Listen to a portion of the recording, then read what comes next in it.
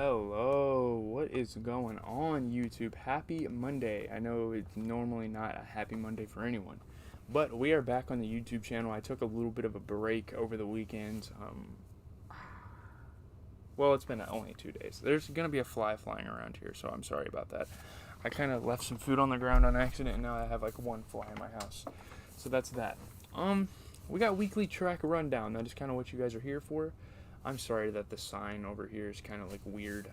I don't really feel like doing anything to change it. It's kind of just gonna be like that. I mean, I could move it like one rung over so it's like right above my head, but that would look kind of stupid. So we're just gonna deal with it. We're just gonna rock with it. Okay. We had a lot of music this week. So much music this week that I couldn't even get to everything. I didn't even listen to everything that came out this week. There were two really big albums, The Game and Destroyed Lonely dropping their respective projects. The Game being an OG, he was a part of Aftermath. He dropped like the Red album, he dropped the documentary, albums like that. I mean, made him big time, and now he's back with like one of his most full-fledged projects ever, and one of his most well put together projects probably since the Red album. Now, I'm not going to praise this album, but compared to what we've been getting in the last 10 years from The Game, I think this was a much needed step up for him. I know he had some marketing ploys. I know he kind of disrespected Eminem a little bit in the album rollout, but I gotta respect him here. I mean, it's not a good album. It's not good. It's just really enjoyable and fun to listen to. You get so many of your favorite artists just featured on this thing, and sometimes it hits. I mean, if you throw 6 darts on the board at one time, one of them's going to stick on the board. You know what I mean? At least one of them. It's kind of that thing. Like if you throw a bunch of spitballs at the wall, at least one of them are gonna stick. Some stupid ass analogy. I don't know. That was kind of cheesy. Let me stop. Okay. So The Game. Nothing about this album is memorable. That's kind of the thing here. It's kind of an interesting. I like to fidget with things when I make videos, but that's the thing about this album is there's nothing really memorable about it. I mean, Easy with Kanye West, the Easy E sample, that's a single. I don't even count that as the album. It's part of the rollout for sure, but I mean, working with Kanye West twice on one project is really impressive, I guess, for 2022 standards. I mean, that hardly ever happens. That hasn't happened since Pusha T, and we're talking about Pusha T, one of the best coke rappers of all time. You have Ice-T on here.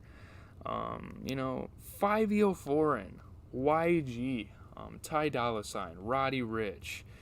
Let's see, who else do you have? Pusha T and 2 Chainz brought us one of the better songs on the project. I mean, this guy just brought hip-hop together. He's got Jeremy a couple of times.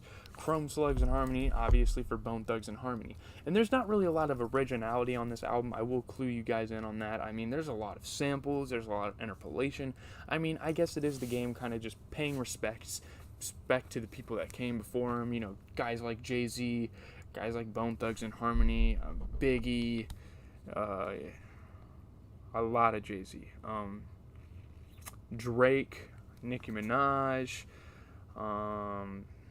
the Dipset, even calling back on Eminem, and despite him like disrespecting Eminem, he still pays homage, he still interpolates some of his lyrics, still puts him in the light a little more. 10-minute diss track in that Black Slim Shady. I listened to the whole 10 minutes of that track. Yes, I know, most of you guys aren't going to go through it, and it was worth it. It's not a bad song, it's just a journey. It's just a 10-minute journey going back on some of Eminem's Marshall Mathers LP stuff. It was really interesting. I don't know. It's just a fun album to listen to. Just throw it on in the background. You'll have some fun. Let's see. G Herbo and Lil Wayne brought us a great track with Chrome, Slugs, and Harmony. Fortunate, Kanye West kind of had this braggadocious, arrogant hook that it was kind of catchy. He had one of the better verses on the project, if I'm being honest. Twista was on here. I thought that was fantastic to put Twista on the album. That earned my respect. I really liked Twista in the early 2000s and what he was able to do with Kanye, especially. French Montana's on this record. Meek Mill, A$AP Rocky was a part of one of my favorite tracks with Money Cash Clothes, and obviously Money Cash Hose off of that Jay-Z project. That's kind of what that was alluding to. I'm just giving you guys a short little summary of the album because I don't really feel like doing a full-on review. I do like the cover of the album. I think it looks really dope. I think the whole vibes of the record's cool. You know, Cameron hopping on a drill track with him on Killas. Blueface making some sort of a comeback on 38 Special. Rick Ross has had a damn good song, I feel like. The Save the Best for Last. I think Rick Ross had a pretty good moment on there. Rick Ross is very underrated, and I'm sorry about that. I'm really happy that the game decided to include him on this record. But yeah, other than that, this album, 30 songs, I had to talk about it for a decent amount of time. But that's probably about all I have to say about this record. Again, there's music I didn't even listen to this week. There was so much. So yeah. Up next is Destroy Lonely. I listened to this whole project on stream, as did I do with the game. So if you want to watch those VODs, part of them might be copyright with good reason. Obviously, Twitch is on top of things with that. But we have No Stylist by Destroy Lonely, honing in one feature, Ken Carson, the final track. I'm going to kind of go through track by track on this one because I felt more of a connection to this than I did with the games project. You know, Opium is a great label. With the recent drop of Ken Carson's album and Destroy Lonely's album here with No Stylist. Obviously, Ken Carson had X not too long ago, like a month ago or so. Many people are speculating maybe it's a meme, maybe it's not. Playboi Carti might drop the long-awaited 1629. I know that's probably a joke, but hey, his other label mates, within months of each other, we could be seeing a September drop from Playboi Carti to kind of continue the momentum of this label. They're not a very marketable label. You gotta think, they're on social media maybe once every couple of months. They post weird cryptic messages during their concerts, on social media and stuff like that. They're not really out there. They don't talk to fans. They kind of move in a trio into venues and they walk by everyone, don't say anything. They're very, very obsolete. They're very obscure. Not obsolete. They're very obscure. So you gotta think Carti's gonna want to drop an album soon and put Destroy Lonely and Ken Carson on it to kind of push the agenda of Opium. I really like what Opium's doing right now for the rap game. It's not a huge wave, not a lot of people are really going to talk about Opium. There's definitely a scene there, there's definitely a fan base there, but I don't think that they're really out there all that much. So but I really like what they're doing. I really like this punk. I really like this synth heavy, this yeet, Playboi Carti sound we've been hearing so long, the rage beats, if you will. Yeah, and I feel like each artist, despite what the critics say, I feel like each artist brings their own little arc, their little sound, their little touches, and all that. Obviously, they all sound different, which they deliver things different. We have a 19-track project here from Destroy Lonely. And yeah, Jet Lag's really good start. The loops on this album are awesome. Very interesting drum patterns, very different sound. I don't think him and Ken Carson necessarily sound alike. They definitely fit together when they work together, but I don't think they sound the same. Their music can be the same. It can be put in the same vein, bars, but I don't think they're really in the same lane. Okay. And the interesting thing about Destroy Lonely is he started to sound like so many people. Jet Lagged, he sounded like himself. Then we get to Bergdorf, and he sounds like Gunna. Vitamin's Code, I think he sounded like Uzi. There was a song where he sounded like Uzi. Love My Gang was awesome. He definitely has some touches of Carti. He definitely has some touches of Ken Carson. But overall, I think that those guys are doing a great job at branching off. And I think some critics are just jealous of this new wave and they don't want to give anyone credit. I think that's kind of what it is. To be honest with you, I would say the first 8 songs are really good to me. I don't think this is overall just a fantastic listen, but I think it's a really good introduction for me for Lonely, because I've heard a couple of his songs. Of course, he's gotten pretty popular. That's why he got signed to Opium, and he's friends with Ken Carson and stuff like that. I didn't listen to, what was the last album he dropped? I didn't listen to the Love Squared looking shit that he dropped a couple years ago, but This album, I love it. Vitamin's Code, No Stylist, obviously the most popular track on this project, and I think it's pretty damn awesome. His fans are gonna get salty that he's really getting out there and getting the mainstream that he deserves. By the way, I mean, people root for him to be underground, but they're like, it's either he's underrated or, oh my God, stop making him popular. I don't know. People just don't come up with the decision. I'm sorry, my chair looked kind of stupid there for a second. Fake, Soarin', Turning Up. I mean, there's some great tracks. Lonely is not a bad track either. So I guess the first 9 tracks were cool. I don't see myself coming back to the last 10 tracks except for Veteran, obviously, with Ken Carson. Very goofy beat, very interesting, intriguing little loop going on with that. But it sounds good. I think it's a really good Opium cut. Maybe Opium drops a label album. I would be all for that. Maybe they do that for Playboi Carti. Rod Wave.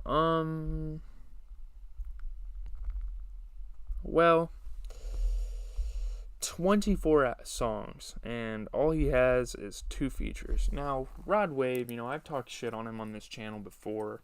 Me and Ian, in our room, which he might be featured in more videos in the future.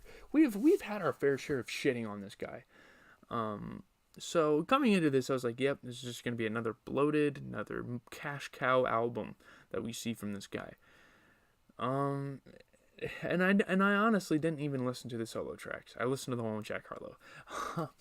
So I saw the track list. I was like, Jack Harlow, you guys see the album up there. I'm not holding back. Like, I loved Come Home, Please Come Home, The Kids Miss You, or whatever it was called. I loved it. I think it was a good album. I think it was definitely his best effort. So he had some pretty solid momentum coming into this one. And, not memorable. It's not good, or it's not bad, but it's not memorable either. It's not something I'll come back and listen to possibly ever again. That's really all I have to say about Rod Wave. Why did I act like I was going to keep going? Nicki Minaj dropped a Freaky Girl TikTok song. Very popular TikTok song. She finally dropped it on streaming platforms. It's kind of like a snippet of her sampling things. Maybe it was fan-made. I don't know. It kind of sounds like it could possibly be fan-made. Megan Thee Stallion comes out with her brand new album. And I'm kind of disappointed with how this was advertised. Megan Thee Stallion's new album. I was kind of disappointed. And with given reason, I mean, it's not a good album necessarily. Again, Traumazine, not necessarily a good project here for Megan Thee Stallion. It's not something that's really memorable. Waste no time.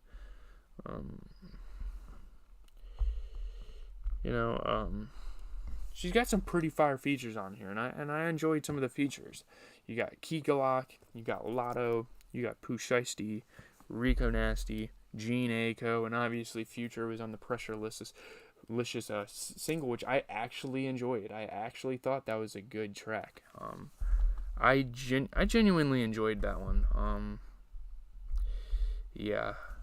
I think my favorite track is probably the one with Future or the one with Rico Nasty. I think Rico Nasty has been going crazy as of late, and she just continues to push her agenda out there, and I love it. But yeah. Dua Lipa was obviously a single TikTok song. She has a song with Sauce Walka. Who else do we have on here? Okay, those aren't very memorable features. Whatever. Let's talk about the next. Let's talk about the next thing. Peasy dropped an album. I don't know if I've heard of Peasy before, so I was going into this like, 1 second. Let me grab my phone. Let me just hold it in my lap so I don't leave the frame. Peasy. Brand new album from him. Only built for Diamond. If it would load, I mean, I'm sorry, I'm kind of wasting time. Only built for Diamond Links. I think that's a, what is it, Redman or Raekwon, whichever one made the Only Built for Cuban Links album. Pretty cool little, can we not do this? Oh my god, it's embarrassing how slow Apple Music is. You get G Herbo and Mozzie, which G Herbo and Mozzie have been on a lot of projects, and they were on Peasy, so I decided to kind of check those out. Didn't really get much out of it, but yeah, it's about that. YG, I mean, there's just not really anything memorable, anything to uphold in music anymore. YG dropped a song called Toxic Cool. It's kind of like R&B-ish. It's kind of lovey-dovey, you know, he's usually the West Coast gangsta type, but then he comes out and drops this. This is the undercard of things. You know, Tyga dropped a song with Pop Smoke Gene Aiko. I didn't really care about that. Cordae, which I'm sad to say, he dropped a unacceptable little 2-pack. He's been dropping these little EPs ever since From Bird's Eye View kind of came out. He gave us a snippet on TikTok. I thought it was going to be good. I went into it. I was like, boring as fuck. I'm not having fun here.